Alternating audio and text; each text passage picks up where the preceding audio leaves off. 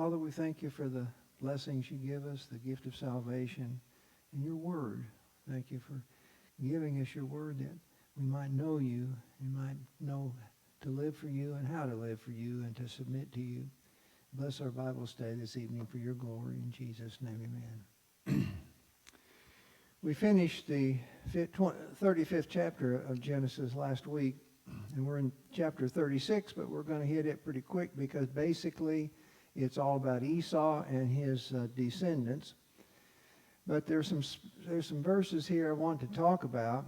And so in Genesis 36, verse 6, it says, Esau took his wives and sons and daughters and all the members of his household, as well as his livestock and all his other animals and all the goods he had acquired in Canaan, and moved to the land some distance from his brother Jacob. And then in verse 7, it says, their possessions were so great for them to remain together. The land where they were staying could not support them both because of their livestock. So Esau, that is Edom, settled in the hill country of Seir. Well, now that seems very strange from what we've read already. And that was that Esau was already in Seir before Jacob even got there. And yet it says that he moved there because of the conflict with their livestock. But I want to kind of clarify this. For one thing, we talked about how that Jacob knew that Esau lived in Mount Seir. He sent people to go to Mount Seir to talk to Esau. So he knew that that's where he was. Likewise, Esau would probably well know where Jacob is and what's going on with him. I think that there were people that would go and bring word from what was from the family and what was going on. Otherwise, how would Jacob know what he knew about Esau? So Esau, in the same way, would know something about Jacob, that he has large herds, and he's coming back. Also, that he had the birthright, and he's accepted that. And so he's going to recognize that when Daddy does die, 2/3 of what's his is going to be Jacob's, and 1/3 is mine. He wasn't really wanting anything particular. He already said that he had plenty when he talked to Jacob. But now he's moved to Mount Seir, and that is where he lives. So this chapter basically is about him building his nation.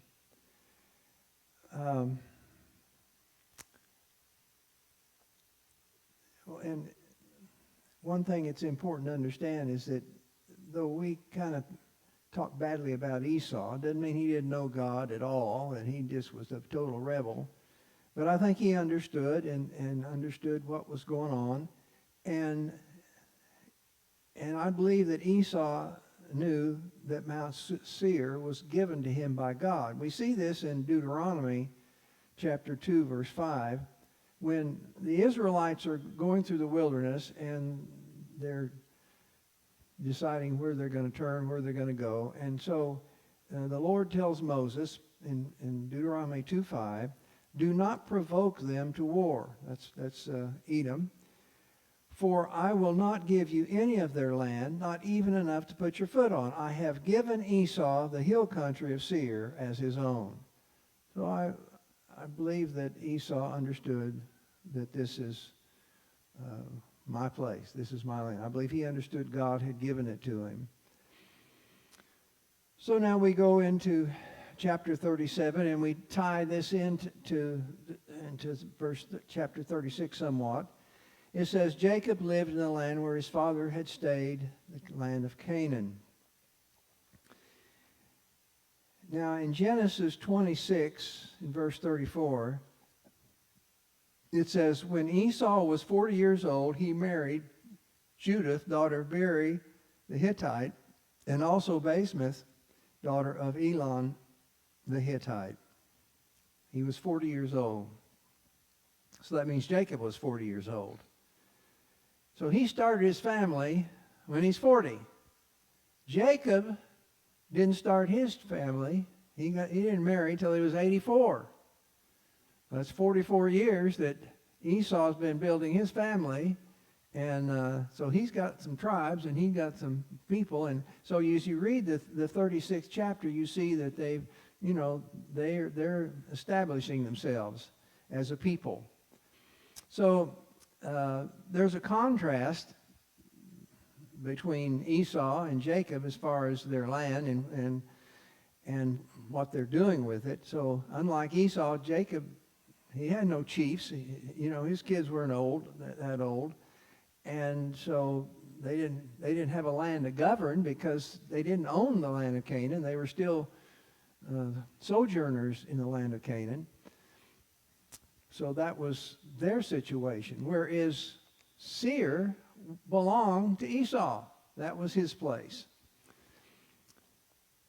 So now the idea that we want to recognize is the contrast between these two. And we're not going to really talk much more about Esau and what he's doing, but he's building his nation. And we see that even when the time of Moses came along, that God said, I have given this land to Esau and to his descendants. So verse 2 said, this is the account of Jacob.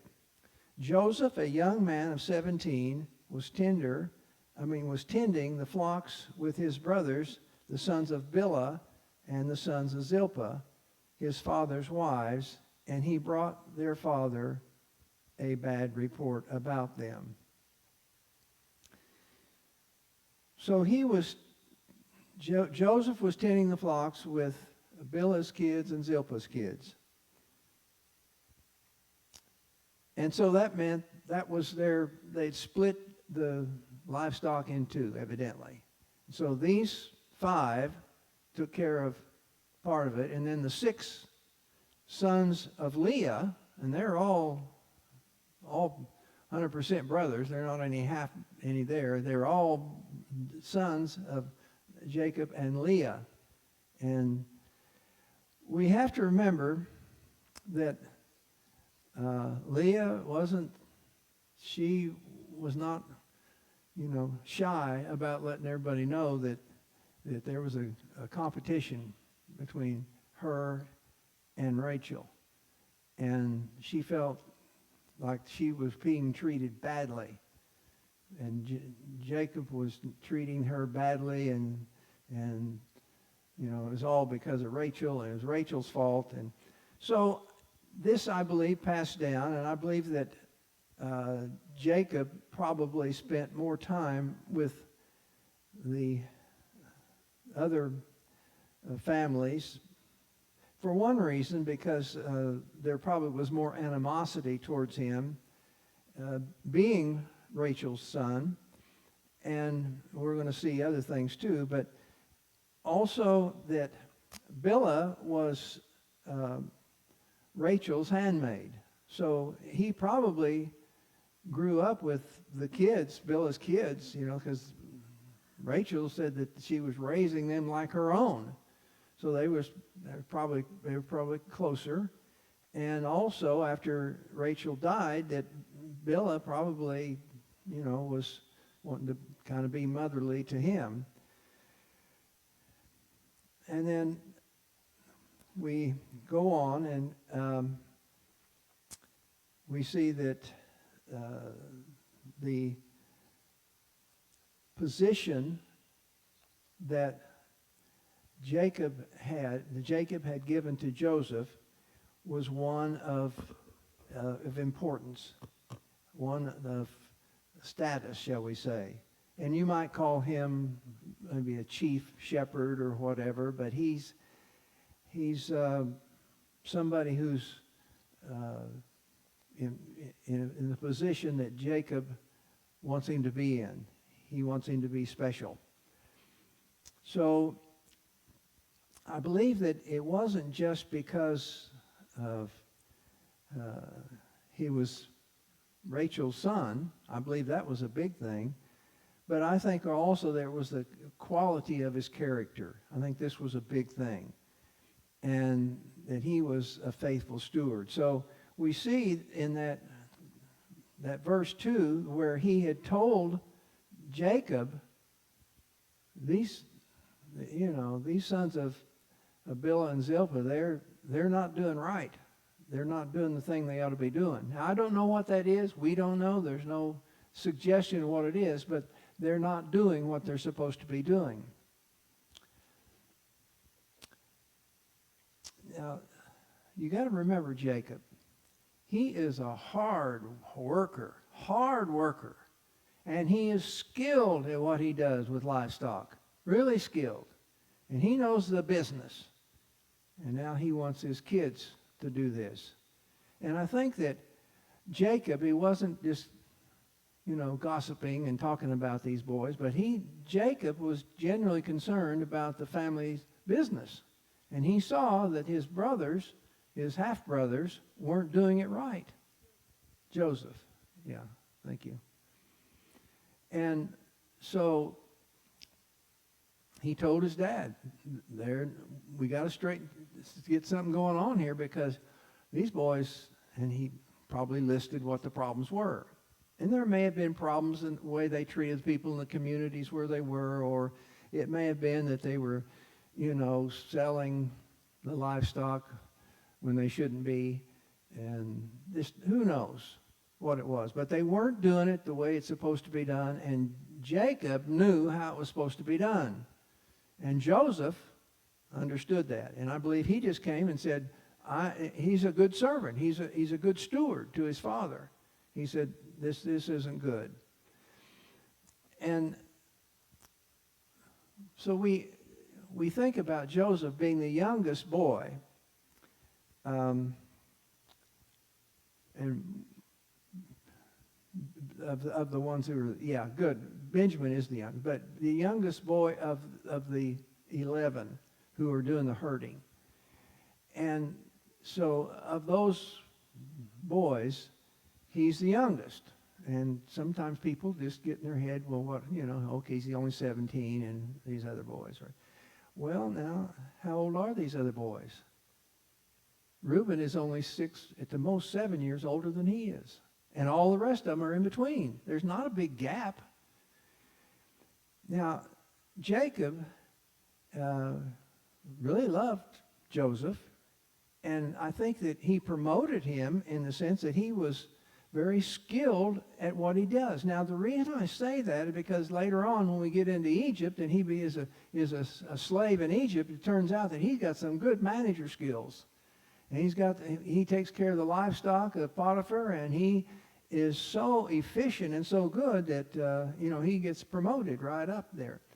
So I'm saying that he had to develop these skills somewhere, and I believe he developed them here at home, and I believe that's why that he was in the position he was in. So we go on, and it says, now Israel loved Joseph more than any of the other sons because he had been born to him in his old age, and he made a richly ornamented robe for him. So now we just got through saying how close these brothers were in age.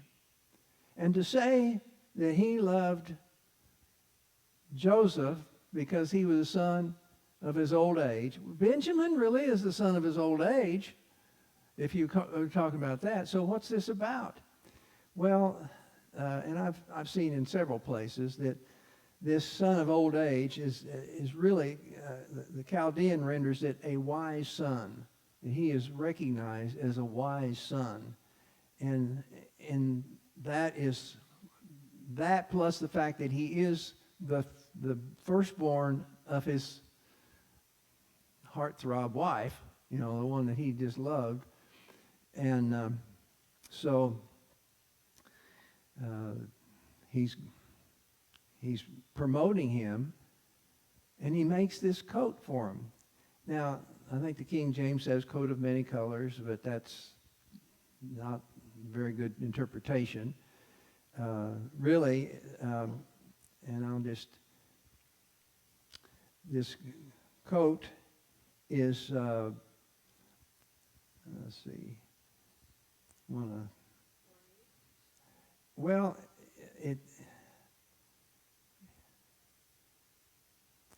I had a place written in, talked about the coat.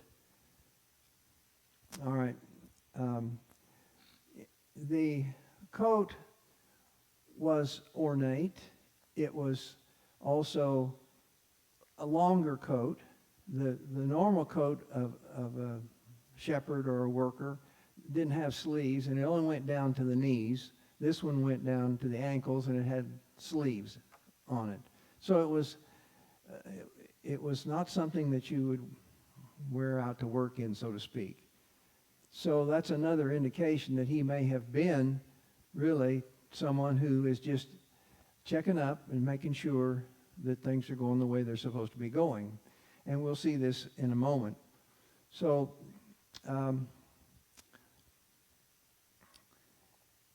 in verse 4, when his brothers saw that their father loved him more than any of them, they hated him and could not speak a kind word. So the first thing we understand is that he told on his brothers. The next thing, he gets this special coat. And then, it says in verse 5, Joseph had a dream. And when he told it to his brothers, they hated him all the more. He said to them, listen to the dream I had. We were binding sheaves of grain out in the field, when suddenly my sheaf rose up and stood upright, while your sheaves gathered around mine and bowed down to it. His brothers said to him, do you intend to reign over us? Will you actually rule us? And they hated him all the more because of his dream and what he had said. Verse 9, then he had another dream, and he told it to his brothers. Listen, he said, I had another dream, and this time the sun, the moon, and the 11 stars were bowing down to me. At this age, Joseph was a little naive and simplistic, and he wasn't real careful about revealing these things. He was just like an innocent kid. You know, I had this dream, and isn't that cool? It was just something that he thought was interesting, and he wasn't really aware of his brother's animosity. And I say this because I've had the experience. When Sandy and I were on the mission field, we were doing what we thought we ought to be doing, and there was another couple there who were doing what they thought they want to be doing, and we worked together.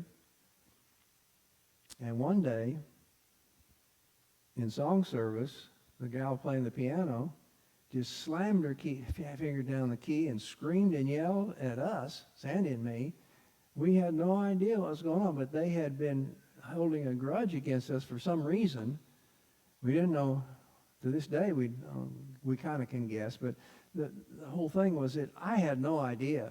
I was just there doing what I thought God wanted me to do, and wow. And I think this is the case with Joseph. I don't think he really. I think those boys talked among themselves. I don't think they brought Joseph in and told him how they thought. They just didn't like it, and they were kind of cold towards him, and that's all he noticed. That was it. And remember, he's 17, and he's a little naive, and he hadn't really dealt with stuff like that before. So anyway, his brothers were jealous, and he told his father as well as his brothers. His father rebuked him and said, what is this dream you had? Will your mother and I and your brothers actually come and bow down to the ground before you? His brothers were jealous of him, but his father kept the matter in mind. So he had told on his brothers. He had got the robe, and that was the second offense. And then now the dreams. And so it's, as he tells them, it's like pouring oil on a fire. It's not helping things when he does this. But he's not really catching the real animosity that's there. So verse 12, now his brothers had gone to graze their father's flocks near Shechem. The valley of Shechem was, from the earliest mention of Canaan, blessed with extraordinary abundance of water. Therefore, the sons of Jacob would go from Hebron to that place, which was about 20 hours of travel. It was 50 miles. And, they had to drive these, the livestock, not just walking, but just driving the livestock. So they figured it took about 20 hours to get there. But that was a good place to graze the animals. So here they were, and it says in verse 13, and Israel said to Joseph, as you know, your brothers are grazing the flocks near Shechem. Come, I'm going to send you to them. Very well, he replied.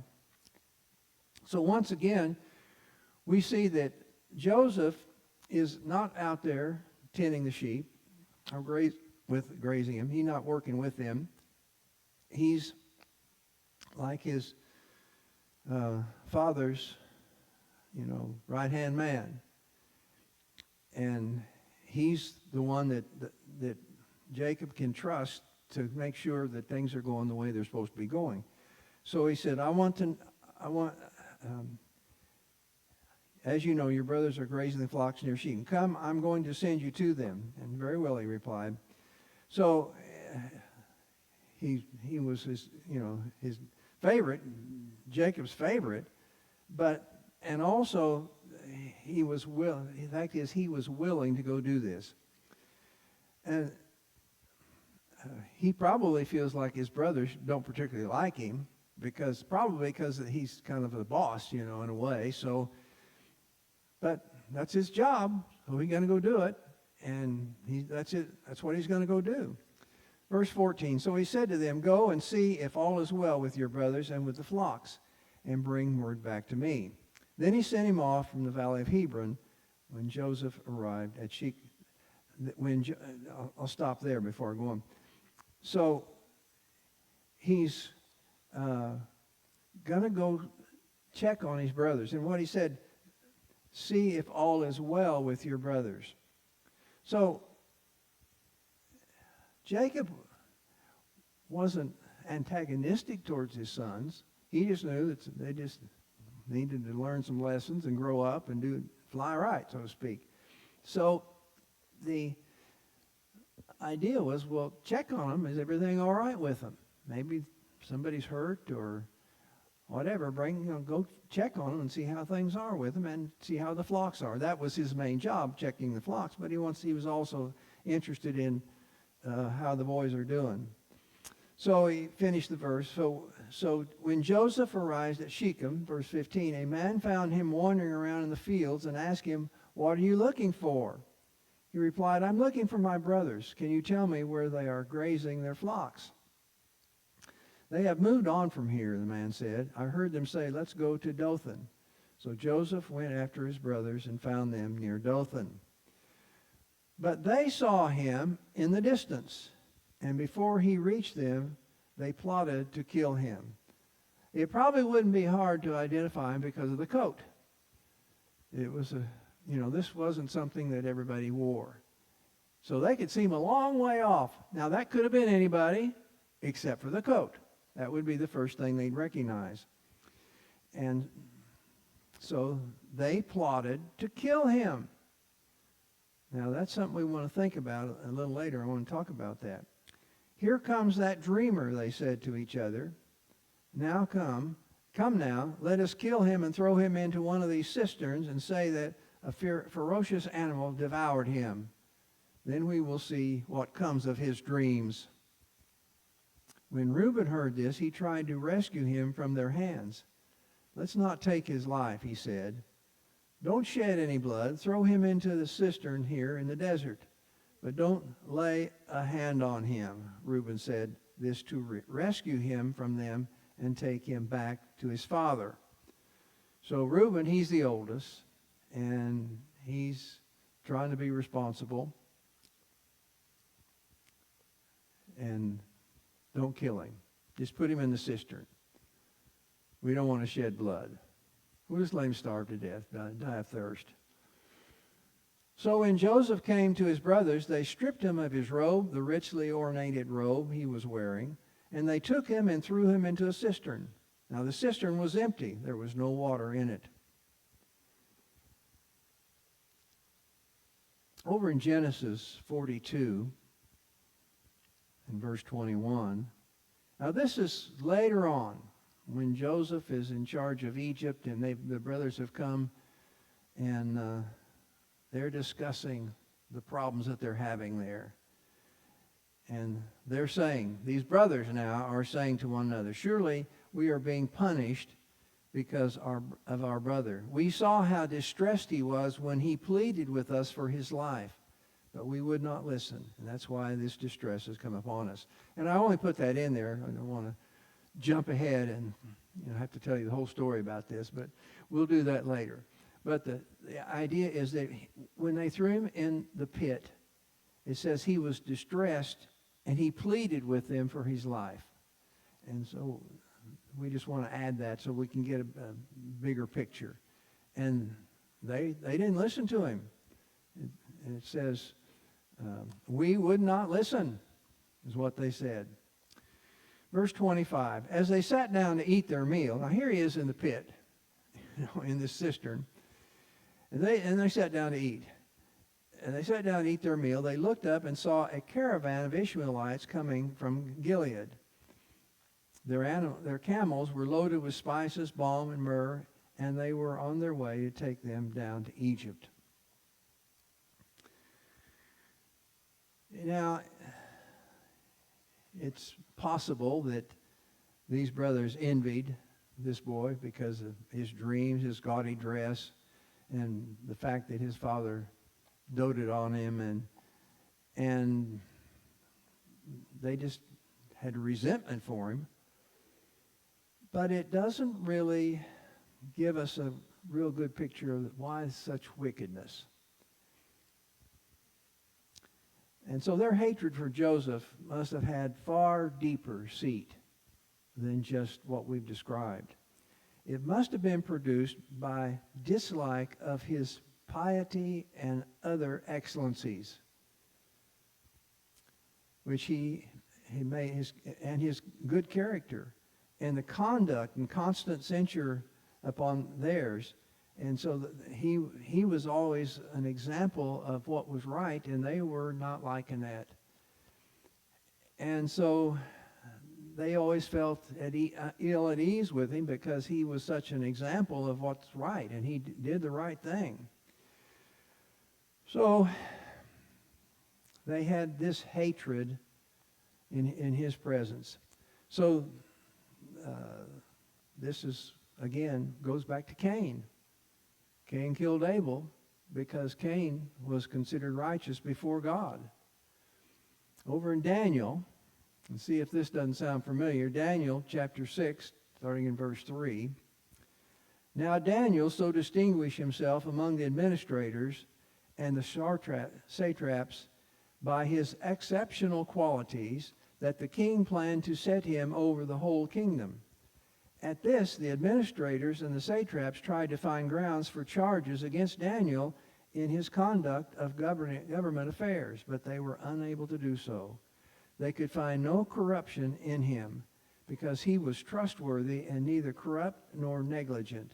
Finally, these men said, we will never find any basis for charges against this man, Daniel, unless it has something to do with the law of his God. So I think that's a kind of an illustration of what was going on here with Joseph, is that this was the problem. This was the character. Now, just like these other administrators, they want to get rid of Daniel because he's just outshining them, and they don't want to have to deal with a righteous man because they were corrupt, and they didn't want to have to deal with this guy. So they need to get rid of him. And I think this is the same story with the brothers and with Joseph. So we go to verse 26. Judah said to his brothers, what will we gain if we kill our brother and cover up his blood? This is Judah that is saying this. Come, let us sell him to the Ishmaelites and not lay our hands on him. After all, he is our brother, our own flesh and blood. His brothers agreed. So, when the Midianite merchants came by, his brothers pulled Joseph out of the cistern and sold him for 20 shekels of silver to the Ishmaelites, who took him to Egypt. So, as Joseph was sold by the connivance of Judah and for 20 pieces of silver, so the Lord was sold for 30 pieces of silver by Judas. kind of interesting there. And so Joseph is a type of Christ, though he was the beloved son of his father, and he was hated by the wicked world. Yet the father sent him out to visit his brothers. And in great humility and love, he came from heaven to earth and to seek and to save. Yet then malicious plots were laid against him. And he came to his own, and his own did not receive him, but consulted against him. This is the heir. Come, let us kill him. Crucify him. Crucify him. So that's the picture, how that ties in with this. So as Christ submitted to this, Joseph had submitted to going to his brothers. Verse 29, when Reuben returned to the cistern and saw that Joseph was not there, he tore his clothes. Now, God raises up people that will help us, even if it's among our enemies sometimes. And Reuben, of all people, he was the one who is probably hurt the most, because he was the one who's really the oldest. He should get the birthright. He should have all the privileges, but it appeared that he's being bypassed, and that Joseph is the one that's going to get the bulk of the inheritance. He's going to be considered the one who's going to have the birthright. So, what really happened? Reuben was the one who came to rescue him, and he was, at that time, his best friend, but it was sort of too late. It was sort of too late, and I emphasize that, because it wasn't really quite too late. So he went back to his brother. He said, boy isn't there. Where can I turn to now? Thinking maybe they killed him. Then they got Joseph's robe and explained everything, I'm sure, to Reuben. They got Joseph's robe, slaughtered a goat, and dipped the robe in the blood. Now, they could just go back and Jacob could say, well, where's Joseph? Joseph? I thought he was with you. They couldn't really do that, because, remember, Joseph is rich, and he's going to find out where this boy is. He's going to send out search parties in every direction. He's going to find out where this boy is. So they had to have another plan. So to shut the door on all that, we'll just say he got killed.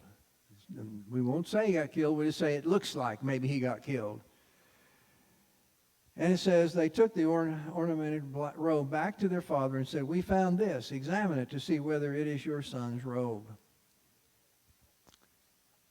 He recognized it and said, it's my son's robe. Some ferocious animal has devoured him. Joseph has surely been torn to pieces. Then Jacob tore his clothes and put on sackcloth and mourned for his son many days. So his children have done this to him. They put him in this state. And then it says, verse 35, all the sons and daughters came to comfort him, But he refused to be comforted. No, he said, in the morning I will go down to the grave to my son. So his father wept for him. It's interesting now, what we just read, this is the first time we learn that Jacob had daughters, plural. And normally the women weren't really spoken of very much. Now, Dinah was certainly going to be spoken of because she was the main character in the story. But evidently there were some other daughters, at least one, because it said that daughters came to comfort him. So there was an easy way. Remember I said that this could have solved, this was the solving the problem. But no, as far as Reuben was concerned, that it's over with Reuben. There's nothing to do. Oh yeah, there's something Reuben can do. They wanted to comfort him. All they had to do, it was be easy. Tell him the truth. Joseph is alive, and we sold him to Egypt. And it'd be easy to go send there to Egypt and buy him back. You know, whoever's got him, buy him from him. He's a slave. That would have been an easy way to solve the problem. Reuben could have done that. So Reuben, wasn't going to interfere with the groupthink.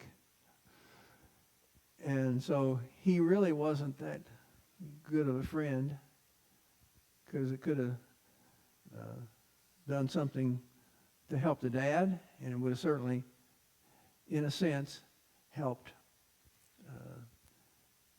Joseph. Now, one thing we know about Joseph is that he was young and immature. But God is going to take him to college. And he's going to get him to learn some very good lessons. But what he is taking with him is his commitment to God. And we're going to see this in his life, his commitment to God. And this is not something that just happened when he became a slave. I believe this was his character that the brothers just couldn't deal with. And so now that character is going to be tested. Is it real? And we're going to find out as we get on into the rest of the chapters in the book of Genesis, really.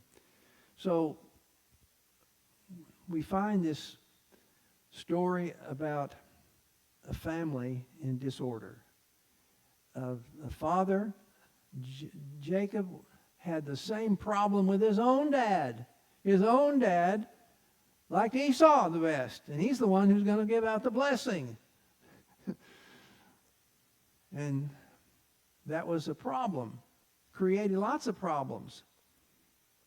And so we see that he disregards that, and it all goes back to his own experience and what he feels and I know that he feels like he'd been cheated, and all he wanted was Rachel. That's all he wanted, and all this other stuff has happened, and now my boy Joseph is gone. He's dead. He does have Benjamin. Benjamin is probably a toddler, because we know that it was a while before after they came into the land, they stayed at Shechem, and then and they stayed there for a while, and then on their way down to Bethel, and on down past that, when they were going to Hebron, is when she died near Bethlehem. So years had gone by, and so he could be a toddler, or he could be 6, 7 years old, but I don't think it was much more than that. Anyway, we're going to see that this other child of Rachel's is needing to be protected also by Joseph. But think about all the stuff that's looks like is just messing up, just tearing everything apart. And yet, God is in charge. He knows what he's doing. And he's dealing with people, and he's putting them in situations to where they can grow and develop and become useful. He has to put Joseph through the test because he got big plans for Joseph. But Joseph has to prove his faithfulness to God. And it's not going to be easy for him. But God's going to bring him through it.